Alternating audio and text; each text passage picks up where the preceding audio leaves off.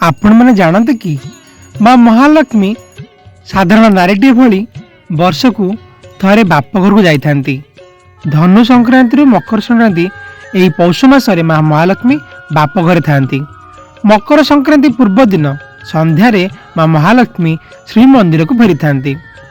साधारण नारीटीए बाप घर शाशुघर फेरला बेले जो भली अनेक भार नहीं आसी थाए से भली माँ महालक्ष्मी आज सांगरे एमती देखंतु नानादी भार नहीं श्रीमंदिर को फेरी। आज से रीति को आमे एठारे पालन करुचु। आम जगन्नाथ संस्कृति रे माँ महालक्ष्मी यह मानवीय लीला अत्यंत नियारा एवं बहुत सुंदर। जय जगन्नाथ, जय माँ महालक्ष्मी। देखंतु आज माँ महालक्ष्मी केउ भली नानादी फल पनीपरिबा नूतन वस्त्र आदि अनेक जिनिस भार आनिछंती।